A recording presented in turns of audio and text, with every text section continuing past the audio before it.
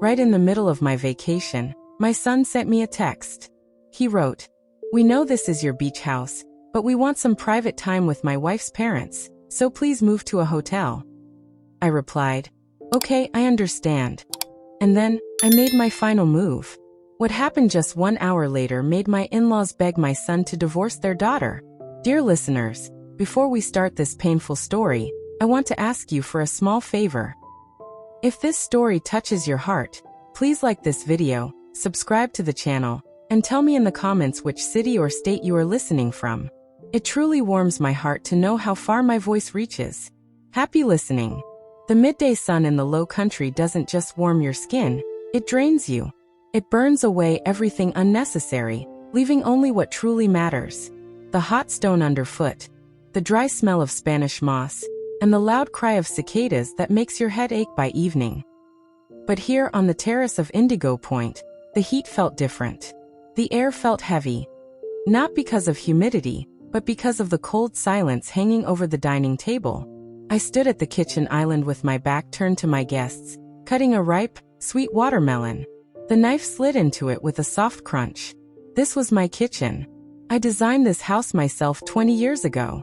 I knew exactly why the window faced southwest, to catch the sunset without letting in the harsh midday sun. I remembered choosing these Italian tiles, the color of warm milk, and arguing with the contractor about how high the countertops should be. Every part of this house was a part of me, my effort, my vision, my hard work. But today I felt invisible, like a ghost whose only job was to serve, clean, and stay out of sight. At the large terrace table, under the pergola covered in wisteria, sat the people who believed they owned the world. My son, Daniel, stared down at his plate, carefully avoiding my eyes. His shoulders were slumped. In that moment, I saw the little boy who used to hide behind my skirt after breaking a neighbor's window. But this time he wasn't hiding behind me. He was hiding from me. Across from him sat Richard and Eleanor Vance, my daughter-in-law's parents. They were eating the red snapper I cooked, wearing expressions that made it seem like the fish should be grateful to be eaten. Eleanor, a heavy woman covered in large gold jewelry that looked completely out of place at a simple beach lunch, wiped her lips with a napkin and pushed her plate away. "The fish is a bit dry," she said loudly, speaking to no one in particular. "Remember that restaurant in Savannah, Richard? The snapper was much softer there." Richard grunted, still staring at his phone. The service was better too. But the loudest voice belonged to Vanessa. My daughter-in-law sat at the head of the table, my table, pouring ice-cold wine into the glasses. She wore a light white dress that made her dark skin glow, but it couldn't hide the sharp, hunting look on her face.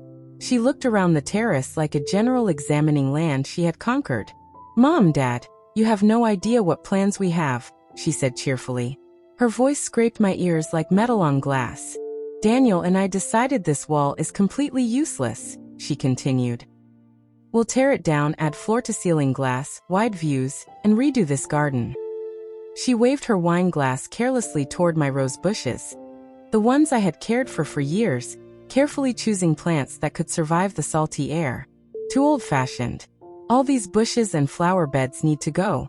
We want something modern, concrete, glass, a neat lawn. Right, Daniel?" Daniel flinched, nodded quickly, and shoved bread into his mouth. "Yes, babe.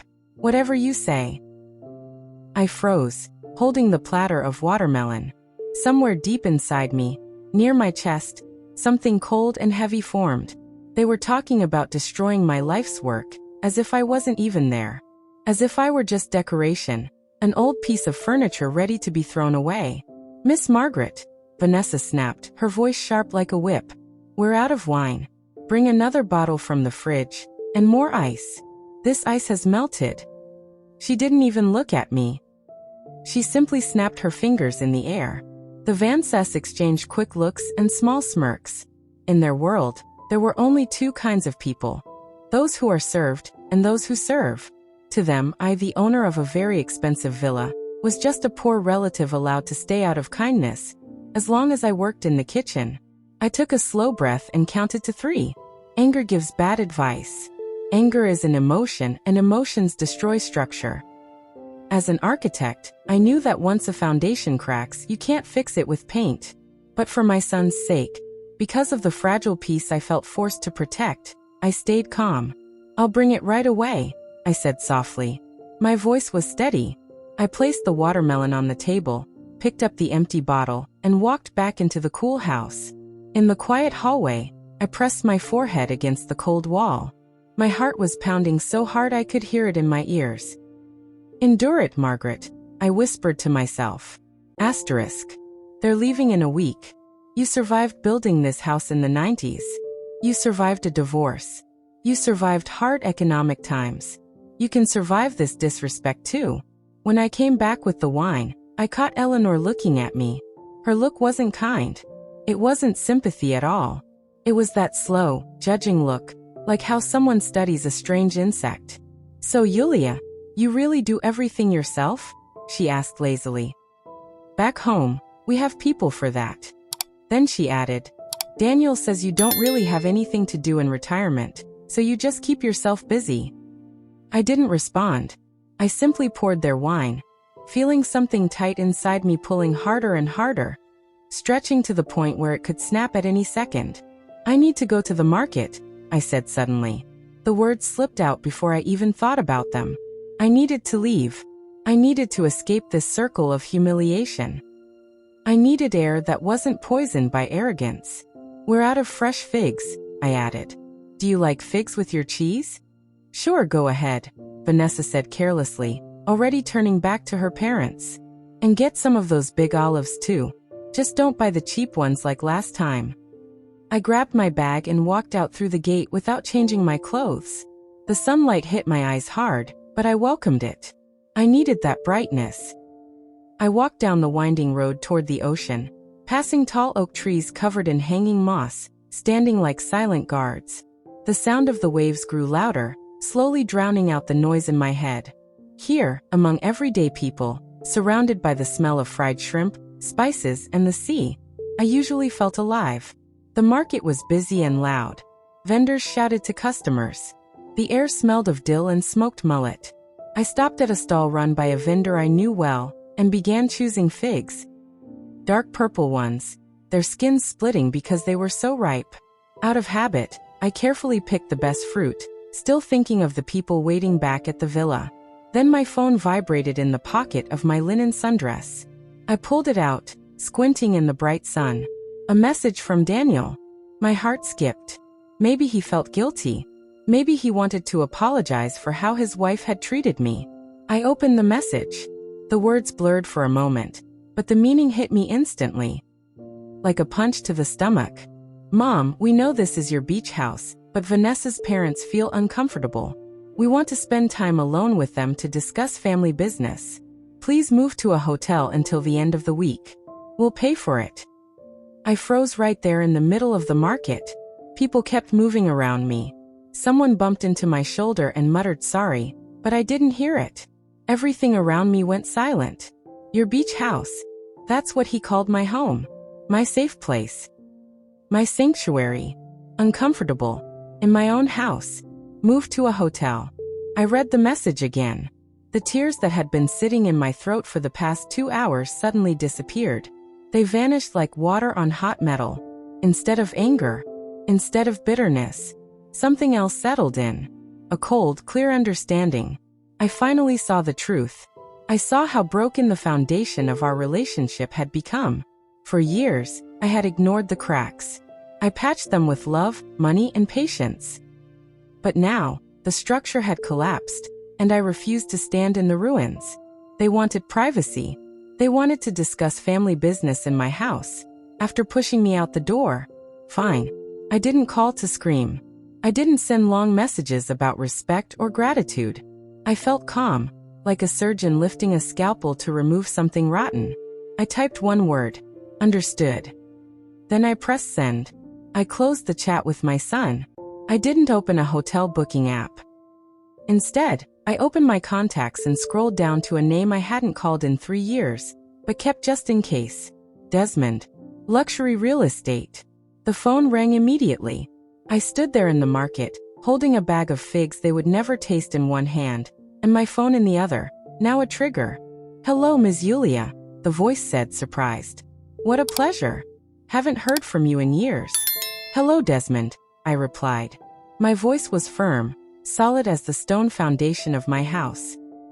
Are you still looking for buyers for prime waterfront property? Always, Margaret. Always, he said. Is one of your neighbors selling? No, I replied, staring at the sparkling ocean in the distance. I am selling Indigo Point. You're joking, he said. Indigo Point? I need a buyer today, I said. Right now. I threw the bag of figs into the nearest trash can. They hit the bottom with a dull thud. That sound felt like a full stop at the end of my old life. I turned away from the market, not toward home, but toward the waterfront. Behind glass walls, like a giant aquarium, Desmond sat in his office. The real estate office welcomed me with cold air and the smell of expensive coffee. Desmond, a heavy man with a sharp squint and a gray goatee, jumped up from his desk the moment he saw me. He had known me for years. He remembered how I fought zoning boards for every inch of land at Indigo Point, how I battled for permits and utilities. He knew I didn't speak lightly. Yulia, he said, studying me closely. My simple linen dress and bare face didn't match the fire in my eyes. Are you serious? The point? Your baby. I sat down across from him, skipping all small talk. I need an urgent showing, Desmond, I said. Not just a showing. I need a deal today. Desmond slowly sat back, folding his hands over his stomach. Years of experience dealing with rich, unpredictable clients kicked in instantly. Today is a flexible word in real estate, he said carefully. Usually it means sometime this month. You know how this works: market conditions, inspections, negotiations. My documents are ready, I cut in. The title is clean. No liens.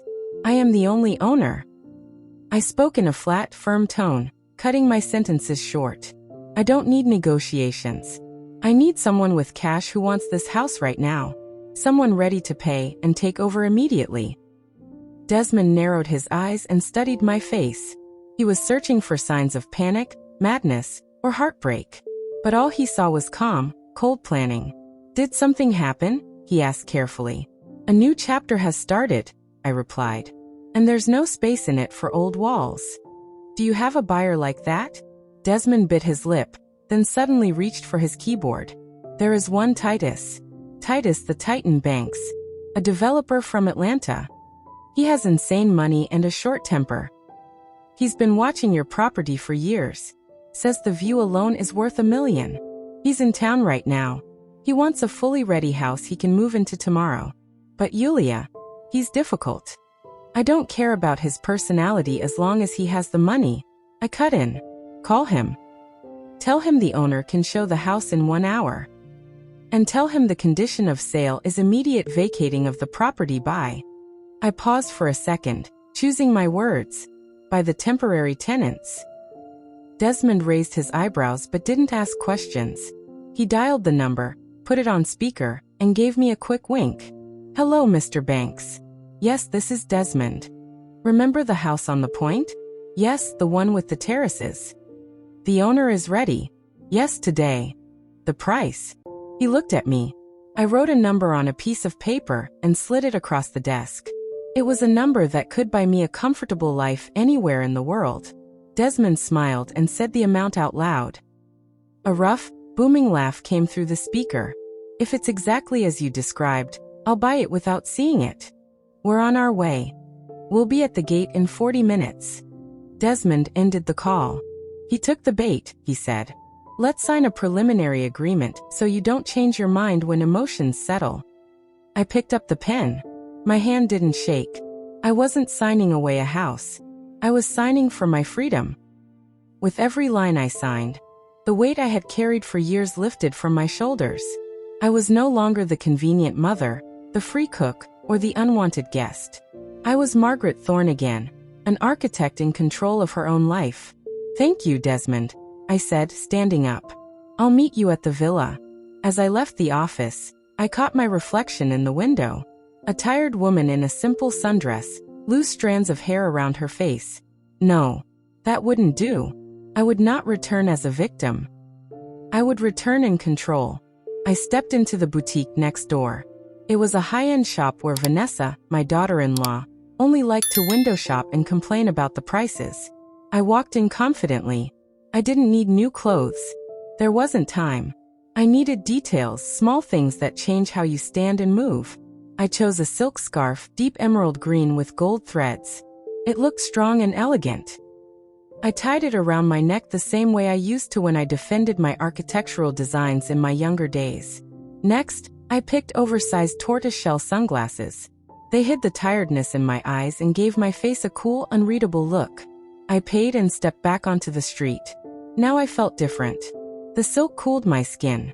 The dark glasses put space between me and the world. I went into a seaside cafe, ordered an espresso, and sat by a window facing the town clock tower. I had 30 minutes left. I wasn't afraid of going back. In fact, I was waiting for it. Inside me, the thrill of a gambler sparked. One who knows the other player's cards while her own remain hidden. I remembered their faces at lunch. Their rude looks. Their confidence that I would quietly pack my things and disappear into a cheap motel, so I wouldn't disturb their family time. They thought they were in control. They thought I was weak. They were wrong. I pulled out my phone. I had one last move to make. Small but important. A warning shot before the real explosion. I opened my banking app and pulled up my pension records. It clearly showed regular deposits, and no money from my son for the past 3 years. Then I opened my cloud folder and found the scanned property deed. Issued in 2003. Owner, Margaret Thorne. I saved the file into a separate folder and protected it with a password. Then I opened my Messenger app and found the Vances contact. I had never sent them a message before. Asterisk. I had the number saved just in case. I attached the file and added a short message. A gift for the family. I'll give you the password when we meet. I pressed send. The message went through right away. 2 check marks appeared instantly. I pictured Richard and Eleanor's phones buzzing at the same time on my terrace. They would probably look surprised, frown, and wonder. They might think I sent them some silly recipe or pictures of grandchildren that don't even exist yet. They wouldn't be able to open the file now. But the seed of curiosity had been planted. And when the time was right, it would grow into a storm. My phone buzzed again. It was Desmond. Titan is on site. We're starting the move out. Be here in 15 minutes. I finished my coffee in one gulp. The bitter taste on my tongue felt sweet. I stood up, fixed my glasses, and walked toward the taxi stand. It was time to go home for the last time. Not as a servant, but as justice itself. The taxi raced up the winding road toward Indigo Point. I watched the pine trees and the ocean flash past the window. The sea that had given me peace for so many years. Today it would witness either my victory or my downfall. But I knew one thing for sure. The old Margaret was gone. She stayed behind at the market, crushed along with the figs. The car stopped at the gate. A huge black SUV was already parked there. Titus Banks's vehicle. Desmond stood nearby, checking his watch nervously. Titus himself was there. A giant of a man in a sand-colored linen suit, pacing by the fence and talking loudly on his phone. I stepped out of the taxi. Desmond saw me and let out a breath of relief. Titus ended his call and looked me over. I walked toward them without removing my sunglasses. "Good afternoon, gentlemen," I said. "Sorry for the delay, Miss Yulia," Desmond replied. Titus grunted as he sized me up. "Desmond said you were a sweet little old lady," he said. "But what I see is a boss. I like that. Straight to business." "Time is money, Mr. Banks," I replied, unlocking the gate with my key. "Please follow me. The tour will be brief." We walked into the courtyard. From deep inside the garden, from the terrace, I heard glasses clinking and Vanessa's loud laughter. They were celebrating. They were drinking my wine, sitting in my house. Sure, they had thrown me out. I turned to the 2 men. "I have one condition before we go inside," I said quietly. Titus frowned. "There are people in the house right now," I continued. "They don't know about the sale, and they believe they have the right to be there. I need you to play along. You're not just a buyer. You are the new owner, and you don't accept objections." Titus broke into a wide, hungry grin. His eyes sparkled with amusement. Kicking out squatters, he laughed. I like that even more than buying houses. Lead the way, Miss Yulia. Let's make it memorable. We walked down the path toward the house. The laughter on the terrace grew louder. I heard Daniel's voice, relaxed and happy. Yes, Dad. Great toast to us. I stepped onto the terrace stairs. Titus and Desmond followed me like bodyguards. The show was about to begin. I threw open the glass doors to the terrace. The cheerful noise died instantly, like someone had pulled the plug. Daniel froze with his glass halfway to his mouth. His jaw dropped in shock. Vanessa, sitting on his lap, slowly slid back into her own chair. Her eyes narrowed. Richard and Eleanor froze with their forks in midair, staring at me like a stray dog had crashed their dinner. But I didn't look like a stray dog. I stood tall, wearing dark sunglasses and a silk scarf. Behind me stood two men in expensive suits. Mom, Daniel said first, finding his voice. It shook. Mom, you came back. We had an agreement. Vanessa jumped up immediately, taking control. She smoothed her dress and forced on that sweet, fake smile she saved for unwanted relatives. Miss Margaret, she said brightly, stepping forward and blocking the table covered with half-eaten food. You must have forgotten something. Your suitcase. Your passport. We thought you were already checking into the hotel. We sent you money for the taxi. She reached into the handbag hanging on the chair. I knew that move. She was about to pull out a few crumpled bills and try to shove them into my hand, like giving money to a nuisance, so I would disappear. Her parents watched with approving nods. To them, this was normal. Pay the problem and move on. Yes, boomed Richard Vance, still sitting. This isn't right in law. A deal is a deal. The young ones wanted privacy, and here you are bringing guests. He waved his fork carelessly toward Titus and Desmond. Who are these people anyway? Your boyfriends from the senior center? Eleanor giggled behind her napkin. Richard, stop, she said. Maybe they're porters. Miss Yulia, let them carry your bags from the hall, so we don't ruin the evening. I said nothing. I simply looked at them through the dark lenses of my sunglasses. Asterisk. I saw that Vanessa had already taken out the money. A clean, crisp $50 bill. She held it out to me like she was doing me a favor. Here, take this and eat dinner at a restaurant, she said loudly, making sure her parents heard how kind she was. And go. This really isn't the time, she added.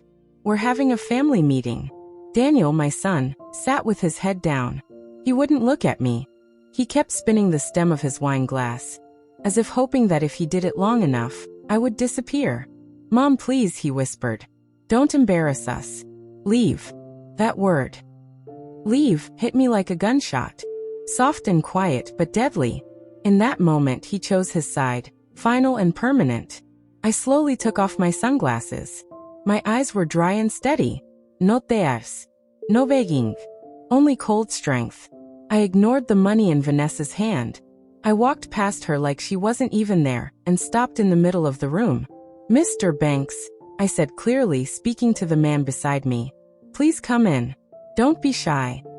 Titus, big, loud, and confident, stepped forward. He brushed past Vanessa with his shoulder, almost knocking her over. He looked around the large living room, now glowing with golden sunset light, like a true owner. Not bad, he boomed. His voice filled the room, drowning out the sound of the ocean. High ceilings. Lots of space. I love places with good air. Vanessa gasped in outrage. Who are you? She screamed. How dare you walk into someone else's house? Daniel, do something. Call the police. Daniel jumped up, confused. But when he saw how big Titus was, his courage vanished. Excuse me, he said nervously. This is private property. Exactly. Richard Vance shouted, standing up straight, his face red with anger. This is my daughter and son-in-law's house. Get out before I call private security. Then he turned to me.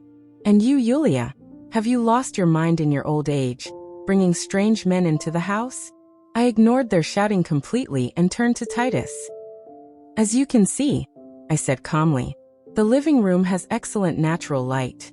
I continued the tour like a professional, pointing toward the wide windows. It's an open layout, but each area is clearly defined. The kitchen and dining space flow smoothly into the living area. Titus smiled, clearly enjoying the game. He walked over to the wall, knocked on it with his knuckles, then stomped his foot on the wooden floor. Solid, he said. Not cheap drywall. Feels like stone. And the view? Show me the balcony. Of course, I nodded. This way. We walked toward the balcony doors, moving straight through the frozen group of relatives. Vanessa suddenly grabbed my arm. Her nails dug into my skin, scratching my forearm. What are you doing? She hissed, her fake smile gone. Her eyes were filled with anger and fear. Are you crazy, doing this in front of my parents? Do you want to ruin everything? I told you to leave. I slowly looked down at her hand on my arm. Then I raised my eyes to her face. Take your hand off me, I said quietly, but with such authority that she pulled back as if she'd been burned. And don't interrupt the showing. Showing? Eleanor repeated, blinking. What's showing? I turned to her, then to Richard, then to Daniel, and finally, back to Titus. Mr. Banks, I said loudly so everyone could hear. What do you think of the house? I'll take it, he said simply, sliding his hands into his pockets. The location is perfect. The house is strong. We agreed on the price. I'll transfer the money right now if the keys are on the table in 1 hour. Silence filled the room. Thick, heavy silence. So thick it felt like you could cut it with a knife. The only sound was a fly buzzing against the window. What do you mean take it? Vanessa whispered. The color drained from her face, turning gray beneath her makeup. I smiled. It wasn't a warm mother's smile. It was the smile of a chess player delivering a checkmate. That means, my dear daughter-in-law, I said slowly, clearly pronouncing every word. This house has been sold. And as you can see, I continued, waving my hand toward them. The current residents are temporary squatters and must leave within the hour. You can't. Vanessa screamed, turning to her parents.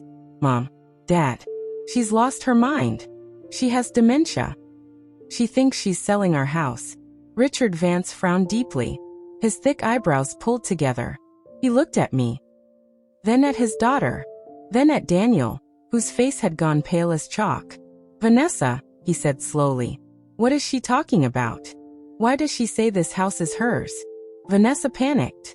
Dad, don't listen to her. She's just listed as the owner for tax reasons.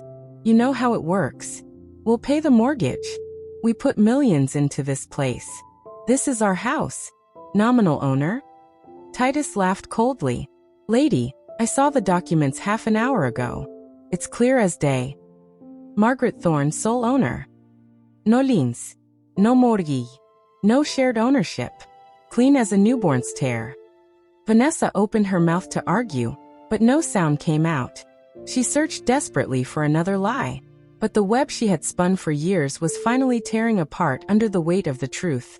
I walked over to the coffee table. An ice bucket with champagne sat there.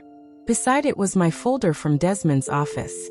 I opened it, took out the original property deed, thick paper with watermarks and an official seal, and placed it right in front of Richard Vance. Read it, Richard, I said calmly. You're a man of the old school. You trust papers more than words. Richard slowly picked up the document, almost like he didn't want to. His hands, big rough hands from years of building his own business, shook a little.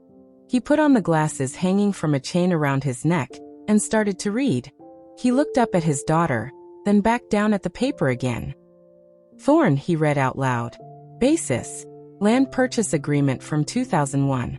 Certificate of occupancy for a residential home from 2005. He lowered the paper. Even though it was hot, the room suddenly felt cold. Vanessa. His voice was calm, but that made it even scarier. You told us you and Daniel bought this house 3 years ago. You said you took a big loan. You cried and begged us to help with the down payment. Dad, Vanessa stepped back. We sent you money every month, Richard continued, his voice growing heavier, stronger, like a storm rolling in. $5,000 every month. For 3 years. To pay off the mortgage. I stayed quiet. I didn't need to say anything. The truth was already tearing down their fake world. Where is the mortgage? Richard shouted, slamming his hand on the table so hard the glasses jumped. Where is the loan? If this house was built 20 years ago and belongs to his mother. I looked at Daniel. He covered his face with his hands. There is no mortgage, I said calmly, looking straight at Eleanor. I built this house with my own money. I never asked you for anything. I never took a single dollar from you.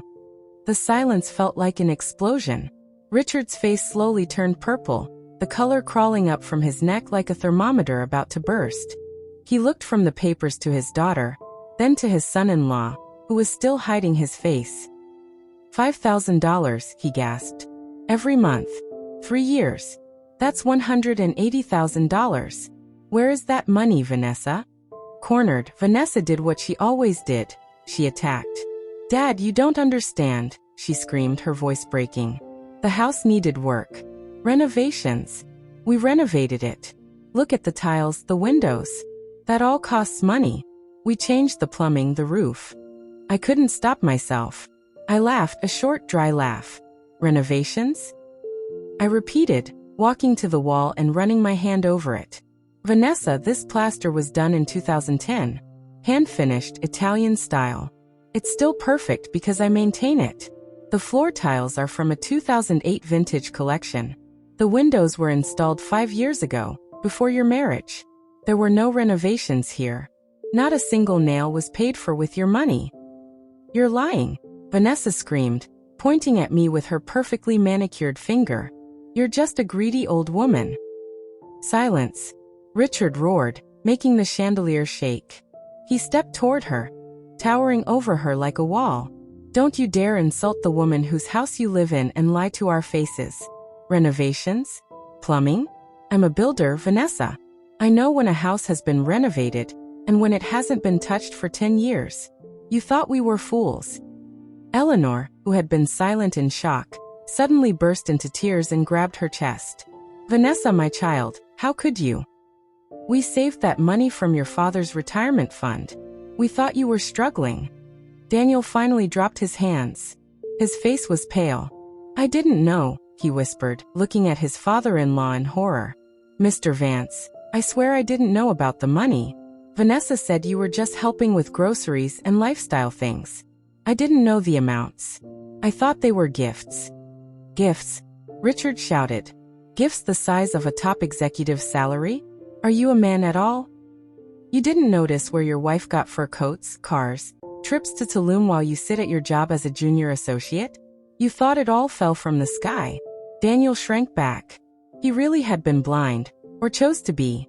It was easier not to ask questions. Easier to enjoy the comfort his wife provided without thinking where the money came from. He had betrayed me with his silence. But now I saw the truth. He wasn't part of the theft. He was just a tool in Vanessa's hands. Weak and convenient, like her parents. All right. Titus's loud voice cut through the tension. He leaned against the doorframe, chewing a toothpick, clearly entertained. Family drama is nice and all, but time is money. Is the deal still on, or should I call my guys to start the eviction? I've got a demolition crew ready. They're supposed to knock down a wall tomorrow morning. The word demolition sobered everyone instantly. They finally understood what was happening. They were standing in a stranger's house that had already been sold, and the new owner wasn't someone you argued with. Demolition? Eleanor whispered, horrified. Tomorrow? But where will we go? Our flight isn't for 3 days. Not my problem, ma'am, Titus shrugged. The Hyatt downtown. Deluxe suites. Ocean view. Want me to call a cab? Richard sank heavily into a chair. All his arrogance vanished. What sat before us now was a tired, broken old man who had just realized he raised a monster. Yulia, he said, using my name for the first time with respect. Forgive us. We were misled. You thought I was a poor relative living off your successful daughter. I finished coldly. You thought you were feeding me, not living under my roof. You humiliated me in my own home, because you believed whoever pays decides. But you weren't paying me. You were paying for lies. Richard nodded. He couldn't argue. You're right. We are wrong. We'll pack right now. Dad. Vanessa rushed to him, grabbing his arm. Are you giving up? You'll let her throw us out? This is all an act. She's bluffing. She didn't sell anything. She turned to me, her eyes burning. You won't sell this house. You wouldn't dare. This is Daniel's inheritance. You are obligated to leave it to him. Obligated. I stepped close to her. I was obligated to raise a son. I did. I was obligated to give him an education. I did. But I am not obligated to pay for his weakness or your greed. This house is my retirement fund, Vanessa, and I just cashed it out. Desmond, I said, nodding to the realtor. Bring the contract. Mr. Banks, let's sign right here while everyone packs. Desmond quickly pulled out the papers and cleared space on the table. Pen here. Titus skimmed the document, grunted, and signed with a flourish. Done. Money sent. Check your account, Miss Yulia. My phone buzzed. I looked at the screen. 6 zeros. Money received, I said, showing it to Vanessa. This house is no longer mine, and definitely not yours. You have 45 minutes to leave. Time starts now. Vanessa stared at the screen like she was hypnotized. Her whole world was collapsing. Not just the house, but the lies, the lifestyle, the control. No, she whispered. No, this can't be happening. Then Daniel surprised me. He walked up to her and grabbed her shoulders. Vanessa, he said. Where's my parents' money? Let go of me, she snapped. Not now. Screw the house. Daniel shouted, the first time he ever raised his voice at her. Where is the $180,000? What did you spend it on? On us, she screamed. On your image. So you wouldn't look poor next to my friends. My car is financed. Daniel yelled. I pay for it myself. You said you only helped with the down payment. And the rest? Richard cut in. The clothes? The retreats in Dubai? Yes. Vanessa cried hysterically. I wanted a beautiful life. And you rich people. Count every dollar for your only daughter. You are a thief, Richard said heavily. You stole from us. You lied to your husband. You humiliated his mother. He turned to Daniel. Pack your bags, son. Are you coming with us to the hotel? We need to talk. Daniel nodded. He looked broken, but clearer. Vanessa wasn't done. She wiped her tears, straightened up, and smiled like a madwoman. You can't kick me out, she said calmly. And you, Daniel, aren't going anywhere. And you, Dad, won't leave me. Why not? Titus asked, crossing his arms, clearly enjoying the show. Vanessa placed a hand on her flat stomach. Because I'm pregnant, she shouted. You're getting a grandson. You won't throw a pregnant woman into the street. Yulia, you'll be a grandmother. You wouldn't dare. Silence fell again. Daniel froze. Hope lit up his eyes. Pregnant, he whispered. Vanessa, is it true? Eleanor gasped, clutching her chest. Richard hesitated, tradition battling anger. I looked at Vanessa. At her pose. At her eyes watching everyone's reaction. And I knew. She was too perfect. Too rehearsed. Pregnant. Daniel repeated, stepping closer. Why didn't you tell me? I wanted it to be a surprise. Vanessa sobbed instantly, switching roles. This stress is bad for the baby. Eleanor rushed to her, logic forgotten. Oh, my child. Richard frowned, confused. Titus checked his watch. Well, he muttered. The soap opera continues. Ms. Yulia, what's the decision? Everyone looked at me. They thought I would give up. They thought the word grandmother would soften me, melt my heart, make me forget the insults and lies. But I wasn't looking at them. I was looking at the table. Among the leftovers of the expensive lunch stood an empty bottle of vintage Brut champagne. Another bottle was already opened. Beside Vanessa's plate sat a glass, with traces of golden liquid still at the bottom. I slowly walked to the table and picked up the bottle by the neck. The glass was still warm. Strange, Vanessa, I said. My voice rang through the silence like a loud bell. Very strange. What's strange? She snapped, but fear flashed in her eyes. A strange diet for a pregnant woman. I lifted the bottle so everyone could see the label. Brut Impérial. 12% alcohol. You drank almost the whole bottle during lunch. I poured for you twice myself and you asked for more. Vanessa went pale. That's non-alcoholic, she blurted out. No, Verling. I shook my head. This is vintage champagne from my supplier. I know every bottle. And you know the taste of alcohol very well. You drank, laughed, and asked for refills. A woman who cares about her baby wouldn't drink a liter of champagne in this heat. Daniel stared at the bottle, then at his wife's empty glass, then at her face. You were drinking, he said hollowly. I saw it. You had 3 glasses. Vanessa, you're lying. I just took a sip, she shouted, stepping back. 1 sip for the mood. Doctors allow that. Doctors allow you to get drunk until red spots appear on your neck? Richard asked. He stepped closer, grabbed her chin, and stared into her eyes. Breathe on me. Vanessa. Breathe. She jerked away, and gave herself away completely. The smell of alcohol was now undeniable. You're not pregnant, Richard said with disgust, wiping his hand on his trousers. You're a liar who would even use an unborn child to save herself. It was a mistake, Vanessa sobbed, collapsing into a chair. I thought I was pregnant. I was late. I didn't take the test, but I felt it. Enough, Richard snapped. He turned to Daniel. Listen carefully, son. I'm a hard man, but I'm fair. This woman, he pointed at Vanessa, is sick with greed and lies. She stole from us. She humiliated your mother. She invented a baby to manipulate us. He took a heavy breath. If you leave her now, if you forgive this, you are dead to me. I'm cutting her out of my will. I'm closing all accounts. She will not get a cent. And if you stay with her, you'll live on your junior salary and pay her debts. And trust me, there are many debts. Daniel stood frozen. He looked at Vanessa, now a sobbing, broken mess. He looked at me, calm, standing tall beside the new owner. He looked at Richard, offering him a choice between dignity and ruin. Daniel. Vanessa cried, reaching for him. Don't listen to them. I love you. We'll manage. They just want to break us apart. Break you apart? Eleanor asked softly. She walked up to Daniel and held his hand, tears in her eyes. Daniel, dear, listen to me. I'm a mother, and it hurts to say this about my own daughter, but she will destroy you. She already has. Run, son. Divorce her. Send her to us. We'll deal with her. Rehab, a convent, I don't know. But save yourself. Daniel looked at her. The pain in her eyes broke his last defense.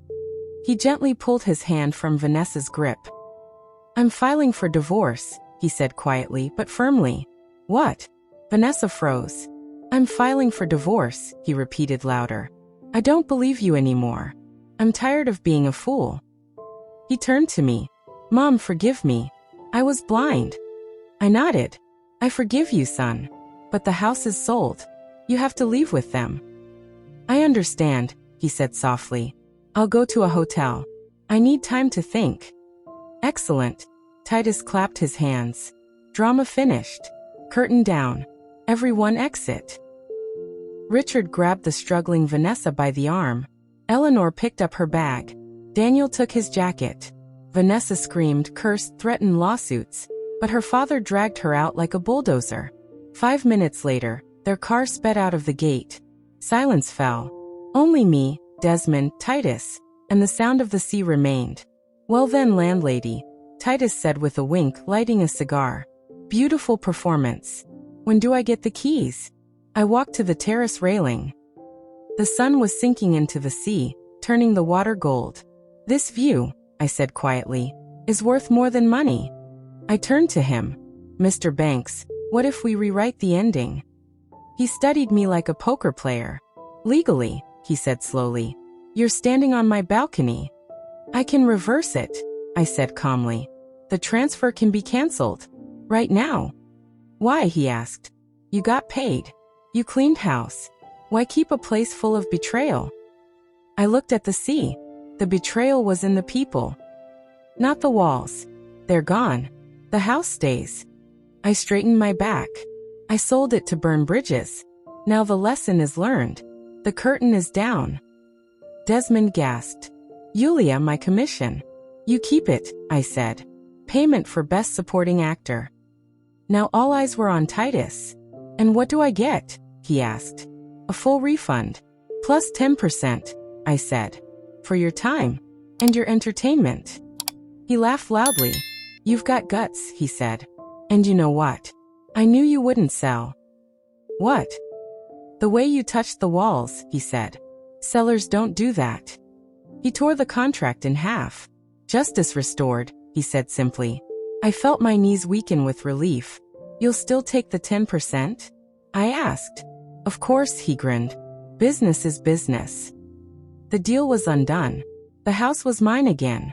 Later, my phone rang. Daniel. I declined the call. Silence will teach him, I said. But he kept calling. Finally, I answered. Mom, he cried.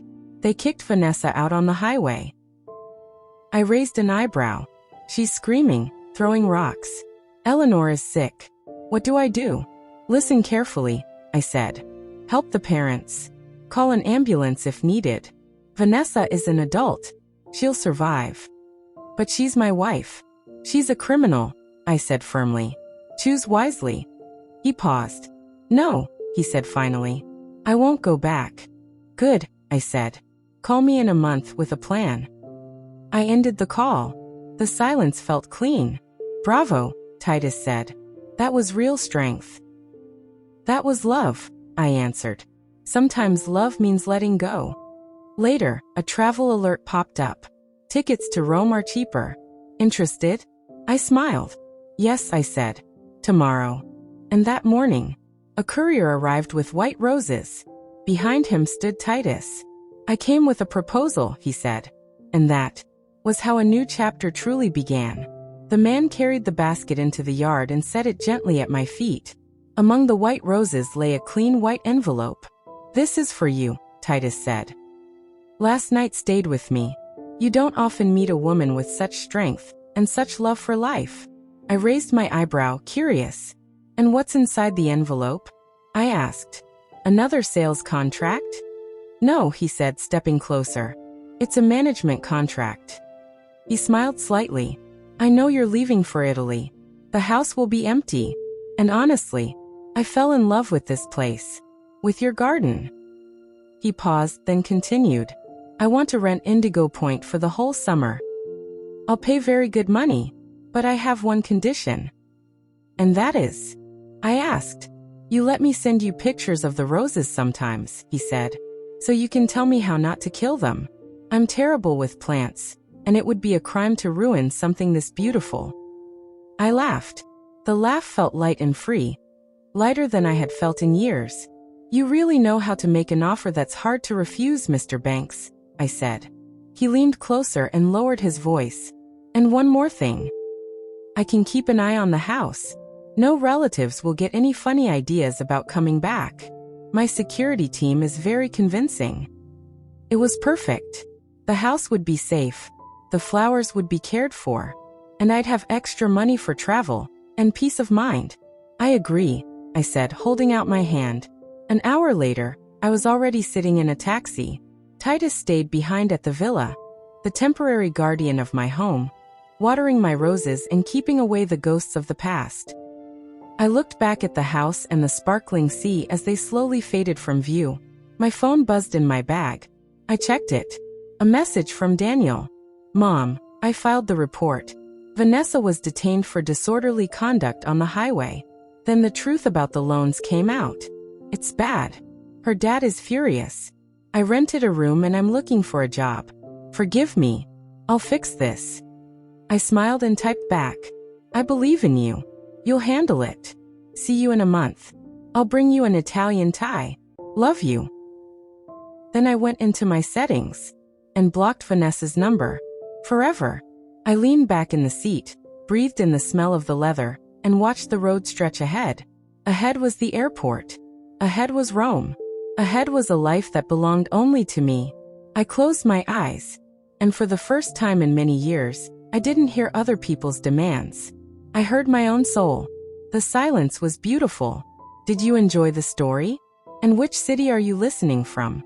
Let's meet in the comments. If you liked this story, you can support me with a super thanks so I can keep bringing you more stories like this. Thank you so much for your kind support. I can't wait to read your thoughts. On your screen, you'll see 2 more life stories I highly recommend. There's so much more on my channel. Don't forget to subscribe. See you in the next life story. With love and respect.